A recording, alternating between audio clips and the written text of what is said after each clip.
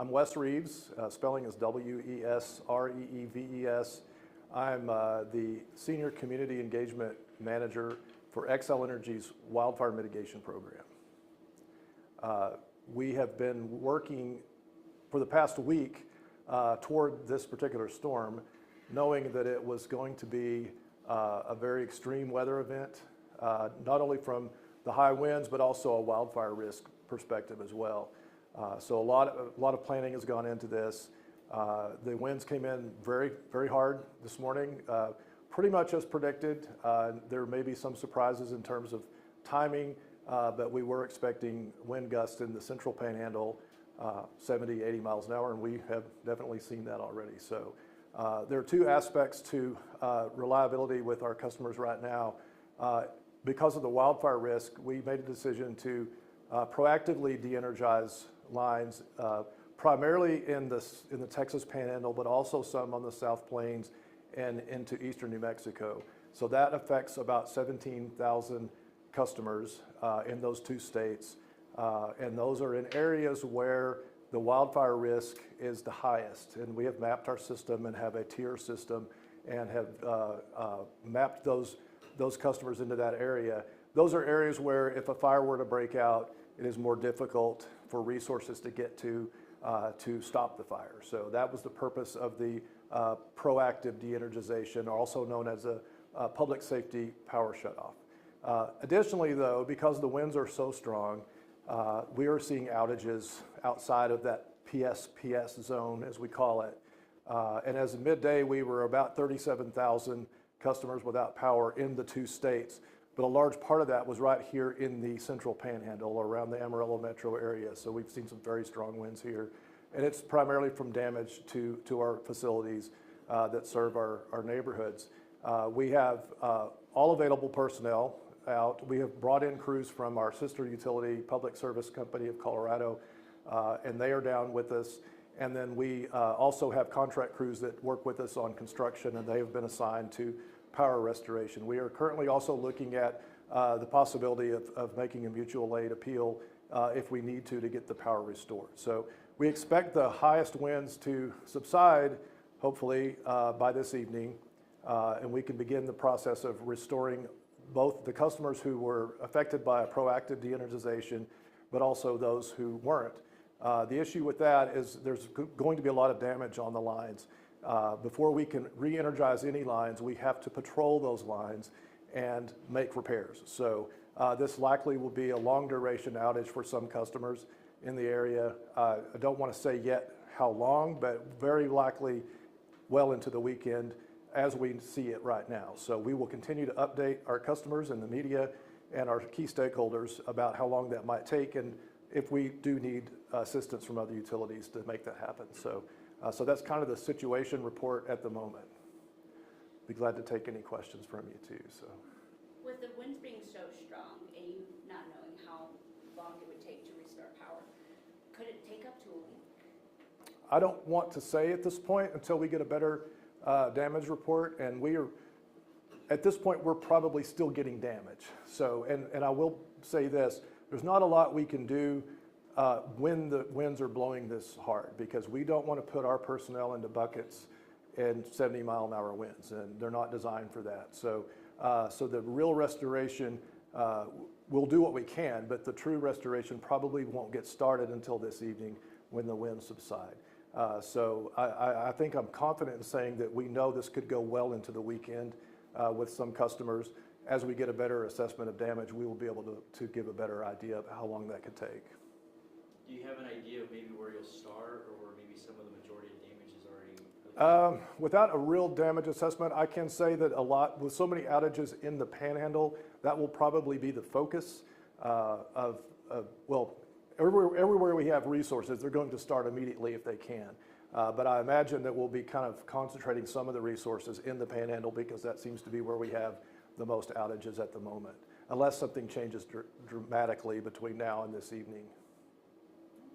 You answered it all in one. Did I? First let go, I was like, I just kept talking. Yeah. So, you know, I want to emphasize one thing before I stop talking, you know, and it's the way with all of our partners. Public safety is number one right now. So we have all different priorities during the week. We come to a situation like this, keeping people safe is the most important thing for any of us, whether it be our employees or our customers. And so we're going to do everything we can. As I mentioned in restoration, if there is something that's causing harm to the public, we'll address that first. And there are plenty of folks that even lack of power, of course, could cause harm to, and we understand that. And so we've been communicating with our medical customers, for instance, this week, and giving them an idea about the proactive de-energization. And we'll continue to provide updates at xcelenergy.com. So go there to find information. It's, I could say call us, but at a time like this, those lines may be jammed in some ways. It may be a long wait. So try to find what you can through the news media and as well through xcelenergy.com. And we should also be sending out proactive communications directly to customers. Actually, I have one more for you. Obviously, in situations like this, a lot of people are without power. We're not sure how long it's going to be. Is Xcel kind of working along with maybe some of the local organizations? Oh, yeah. Providing like where they can go for electricity? We have been working ahead of time with our offices of emergency management, not just in Potter and Randall, but all the cities in the area, so including New Mexico, because we had this proactive de-energization plan. So we've been talking to them for several days about that. There are some resource centers that have opened up in the area as well. And so there has been, at least there has been a lot of good planning and a lot of good advanced communication. Now, when you get down to the day when everything starts happening, it might feel a little chaotic at first, but these things have been planned out and there are contingency plans for all of these. And we'll continue staying in touch with our OEMs and our emergency managers around the area. Want to cover it? All right, good afternoon. My name is Max Dunlap, M-A-X-D-U-N-L-A-P. I'm the Director of Emergency Management for the Amarillo Area Office of Emergency Management. So far today, it's been a busy day. We've had numerous calls into our dispatch center, as well as numerous calls for help for our community partners. So currently, the City of Amarillo is assisting via mutual aid to both the City of Canyon and the County of Randall as well for multiple incidents currently in progress. Additionally, within city limits, as of a few minutes ago, we have roughly 12 major motor vehicle crashes or accidents. First and foremost, we want to emphasize that public safety is always paramount. If you do not have to be on the road, don't. Stay home. Enjoy your time with your families. Stay off the roads if possible. It is very, very dangerous driving conditions right now across the entire Panhandle as a whole. So continue to exercise extreme caution. We are getting reports of numerous calls of street light damage or being turned in the city. We are addressing them in the best time frame that we can. Again, safety, including the safety of our own personnel, is paramount. We will address these as soon as possible when it is safe to do so. These are affecting some intersections around the city. Continue to monitor the local information via the city, as well as the drivetext website. There is numerous road closures around the outskirts of the city. So those state highways, interstates, things like that. Be mindful of that before you have to go anywhere if you must leave your house. There are many closures, so be mindful, stay off the roads if you don't have to be on them. Public Works currently is suspending their trash services as of 1 o'clock this afternoon. Again, public safety is always paramount, both for our community members and our staff and our team here. We want to ensure that our drivers are not either endangering themselves or becoming other traffic hazards on the road, so we will be suspending that trash service there at 1 o'clock as of about 18 minutes ago. Additionally, Animal Management and Welfare is adjusting their operating hours. All of their animal control officers, they have recalled off the streets back to the office, back to the shelter, again, for that safety. If there is major issues, we will deal with it as soon as we can. We will respond in a very timely manner, in a safe manner.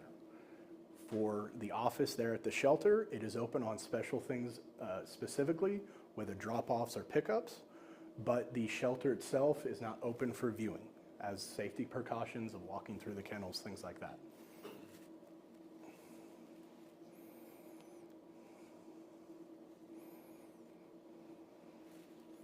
At this time, numerous calls for damage, tree limbs, things like that have been coming in. Again, if it is not a public safety issue directly, we will respond in a timely manner. We are currently working on plans to put together damage assessment and debris management teams to respond as soon as it is safely to do so. With that, I will take questions. If people are noticing like infrastructure damage, what's the best way for them maybe to report it? Infrastructure damage meaning Like streetlights? streetlights. There's a few ways. I would recommend calling 311 for now. Our call center at 911 is taking an absorbent amount of calls. 311 is a great tool that we can start putting those non-emergency and sometimes non-priority calls into place and making sure they're getting addressed as soon as possible. Additionally, I know it's a question, I'll talk about our comfort center that we will be opening tonight. This comfort center is meant for individuals who have power dependency. It is a comfortable, safe location. It will be at the Warford Center this evening, starting at 6 p.m., going all the way through the night to 6 a.m. We'll have the opportunity for a comfortable place to sit, place to charge your equipment if necessary. During the day, the library facilities are always open during normal business hours for that exact reason as well. Our facilities in the libraries are very up to date. We have a great group of library buildings and facilities. We want to extend that to all our citizens to ensure that if they need to get out of the wind, if they need shelter, if they need to charge something, feel free to come into the library. All the facility rules, please do apply. So please follow them, we ask. But we're always here to help the best we can to the extent of our abilities of that. Any other questions? How did OEM prepare for this type of weather event? So a number of days ago, again, communicating with our partners at Xcel and the other utility partners, when they send those warnings out, those early warnings, those communiques, we are starting to spin those plans of possible what-if scenarios. In this case, those what-if scenarios continue to grow. With the weather and the wind that it is, those outside effects have continued, again, causing more outages than were initially planned. So we are working through those the best we can with our partners at Xcel as well as other utilities around the Panhandle and the Amarillo area. So we continue to do that. Early meetings, contingency plans, understanding communication plans with all our partners, aspects like that are some of the things that we did leading up to today.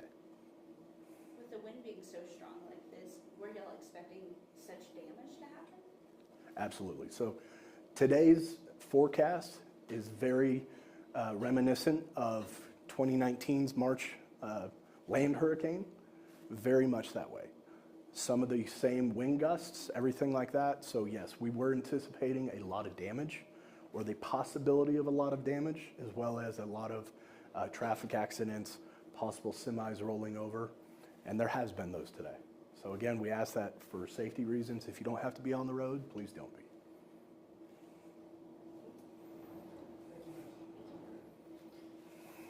Thank you.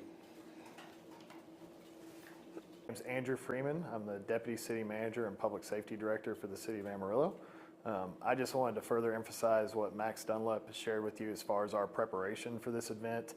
It's really been a all hands on deck situation as far as pre-planning and organizing for the expected damage that we could see with this wind event.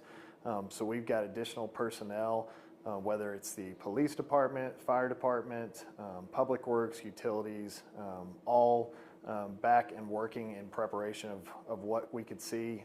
Starting this morning, we weren't sure what kind of damage we would see across the city, but we are starting to feel the effects of the wind damage as we've continued throughout the day, whether it's our wastewater plant, our traffic signals, or it's responding, fire department is responding to calls, whether it's down power lines, potential fires, and a lot of mutual aid. So we are supporting our county partners, whether it's Randall County or Potter County, Sheriff's Office, and Fire Department.